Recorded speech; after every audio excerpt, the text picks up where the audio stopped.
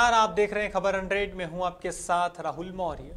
आइए रुख करते हैं इस वक्त की बड़ी खबरों की ओर, लेकिन उससे पहले एक नजर हेडलाइंस पर। सीएम शिवराज सिंह चौहान पहुंचे सतना, शहीद कर्णवीर सिंह को दी श्रद्धांजलि। सीएम बोले, शहीद कर्णवीर सिंह ने देश का नाम किया रोशन। ओबीसी वर्ग के आरक्षण की जंग जारी। मध्य प्रदेश के मंत्री भूपेंद्र सिंह ने कांग्रेस पर किया हमला।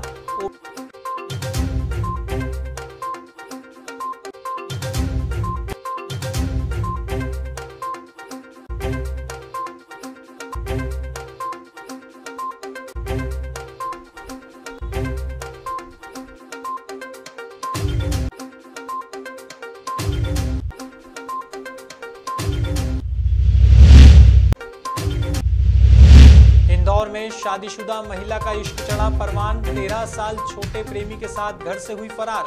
लाखों रुपए सहित ज्वेलरी से मारा हाथ।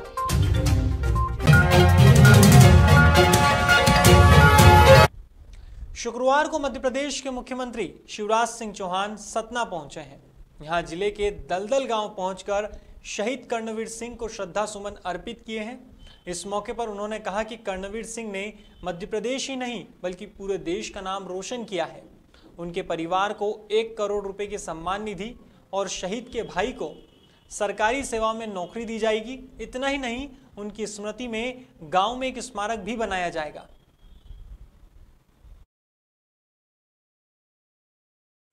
ये दलदल गांव धन्य हो गया, मध्य प्रदेश की धरती धन्य हो गई। इस धरा ने एक ऐसे लाल को जन्म दिया श्री रवि प्रताप सिंह जी के यहाँ, मां मिथिलेश जी की कोख से, कि जिसने अपने रक्त की अंतिम बूंद भी भारत माता की सेवा में, रक्षा में समर्पित कर दी। कर्णवीर सिंह जी इसी दलदल गांव की धरती में जन्मे थे। कुल 25 साल उम्र थी जिस दिन जन्म हुआ। उसी दिन आतंकवादियों से जूझते हुए 2 आतंकवादियों को ढेर करके और अंततः स्वयं भी शहीद हो गए। धन्य है ऐसा जीवन और धन्य है ऐसा पुत्र। मैं मध्य प्रदेश की 8.5 करोड़ जनता की ओर से उनके चरणों में श्रद्धा के सुमन अर्पित करता हूं। हाल ही में मध्य प्रदेश के नगरीय विकास और आवास मंत्री भूपेंद्र सिंह ने पिछड़ा वर्ग को लेकर कांग्रेस के आरोपों पर पलटवार किया है। मंत्री भूपेंद्र सिंह ने कहा कि कांग्रेस ने तो कभी भी किसी ओबीसी नेता को मुख्यमंत्री तक नहीं बनाया, जबकि भाजपा की केंद्र सरकार में ओबीसी प्रधानमंत्री और मध्य प्रदेश में भी ओबीसी मुख्यमंत्री है। भूपेंद्र सिंह यही नहीं रुके, उन्होंने आगे कहा कि कांग्रेस ने देश में करीब 60 सालों तक शासन किया, लेकिन ओबीसी के कल्याण और उसे आरक्षण दिलाने के लिए कोई भी काम नहीं किया है। इस दौरान मंत्री ने आश्वस्त भी किया है कि मध्य प्रदेश में ओबीसी वर्ग को 27% आरक्षण मिले, इसके लिए राज्य की सरकार पूरी ताकत से कोशिश कर रही है। कांग्रेस में तो कभी ओबीसी का मुख्यमंत्री नहीं बना। हमारे तो देश में प्रधानमंत्री ओबीसी के, मध्य प्रदेश के मुख्यमंत्री ओबीसी के, मंत्रिमंडल में कई सदस्य ओबीसी के, और देश में मंत्रिमंडल में अनेक सदस्य ओबीसी के। तो इस तरह से कांग्रेस ने तो कभी ओबीसी को पूछा ही नहीं। और ओबीसी के कल्याण के लिए, ओबीसी को आरक्षण के लिए कांग्रेस ने 50-60 साल देश में राज करने के बाद कभी काम नहीं किया। आज भारतीय जनता पार्टी ओबीसी के लिए, हमारे भारत सरकार ने ओबीसी तय करने के लिए राज्यों को अधिकार दिए, संविधान संशोधन करके हमारे मध्य प्रदेश में ओबीसी को 27% आरक्षण मिले। इसको लेकर सरकार पूरी ताकत से प्रयास कर रही है, पूरी मजबूती के साथ न्यायालय में पक्ष रख रही है। और भारतीय जनता पार्टी का यह मानना है कि ओबीसी को 27% आरक्षण मिलना चाहिए। इंदौर में आर्थिक तंगी के चलते एक व्यक्ति ने रेलवे ट्रैक पर कूदकर अपनी जान दे दी है। दरअसल कोरोना महामारी में व्यापार पूरी तरह से ठप हो गए थे। इसके चलते लोगों पर आर्थिक संकट मंडराने लगा था। अब इसी आर्थिक तंगी से परेशान होकर लसूड़िया थाना क्षेत्र के पंचवटी कॉलोनी के पास बने रेलवे ट्रैक पर एक युवक ने अपनी जीवन लीला समाप्त कर ली है। पुलिस की माने तो मृतक की पहचान अनिल ताइड़े के रूप में हुई है और सुसाइड नोट में आर्थिक तंगी का जिक्र किया गया है। फिलहाल पुलिस ने शव को पोस्टमार्टम के लिए भेजा है और जांच पड़ताल शुरू की है। मेरे पिताजी थे और उनके ऊपर बहुत कर्जा था।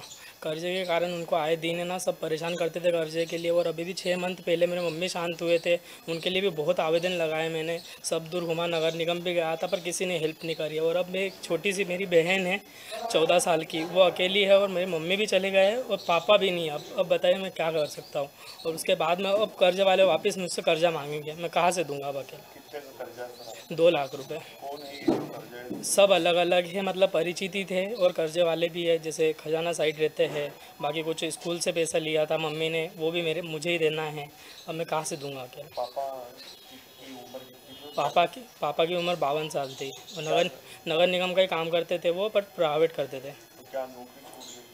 नहीं, नौकरी तो नहीं थी उनकी, ठेकेदार के थ्रू जाते थे, वो भी कभी सभी जाते थे, महीने में 1-2 बार जाते थे। और वो सारा पैसे का टेंशन मुझे था, तो वो मेरे कारण मतलब है उनको टेंशन आ गया कि अब ये लड़का कहाँ से देगा, क्योंकि उनको तो काम मिल नहीं रहा था कहीं पे भी। इसलिए उन्होंने ये पंचवटी कॉलोनी में अपने रेलवे ट्रैक पे।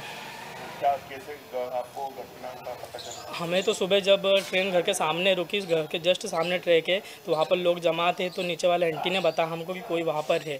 और पिताजी ने भी वही शर्ट पहनी, तो हमने जाके देखा तो हमें वहाँ पर वो एक लेटर भी मिला जो पुलिस वालों के पास में अभी सोसाइटी, उस पर यही लिखा हुआ है कि मैं कर्जे के कारण ये कर रहा हूँ और मेरे बच्चों को कुछ मिलना चाहिए।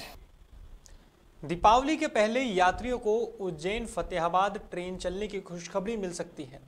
दरअसल दीपावली के पहले उज्जैन फतेहाबाद ट्रेन चलने की संभावना जताई जा रही है। हाल ही में रतलाम मंडल के डीआरएम विनीत गुप्ता और उज्जैन सांसद अनिल फिरोजिया ने स्पेशल ट्रेन से फतेहाबाद उज्जैन ट्रैक का निरीक्षण किया है। ऐसे में निरीक्षण के बाद उम्मीद लगाई जा रही है कि दीपावली के पहले उज्जैन फतेहाबाद ट्रेन चालू हो सकती है।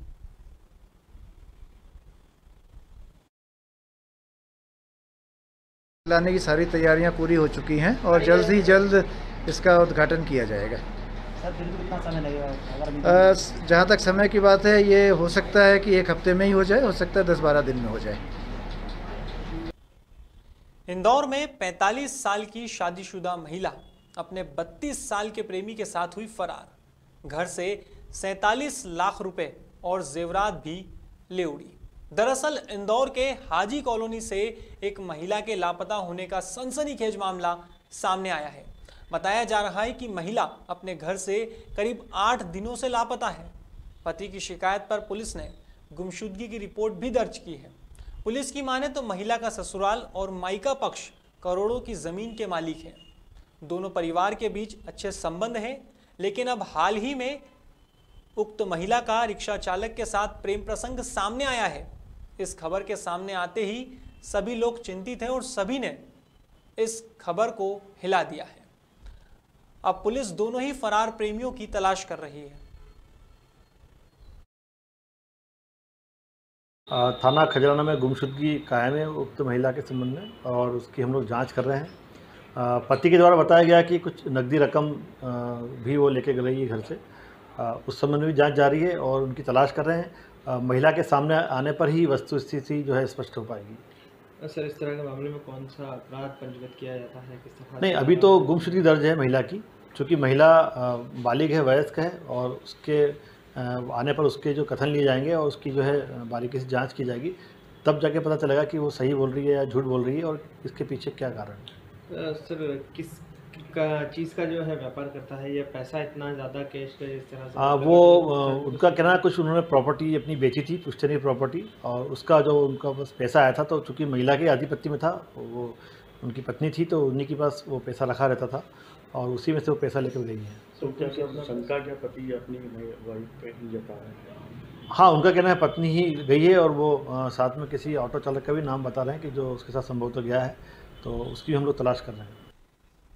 फिलहाल खबरों में बस इतना ही। देश और दुनिया की तमाम खबरों के लिए देखते रहिए खबर 100, जनता की बुलंद आवाज।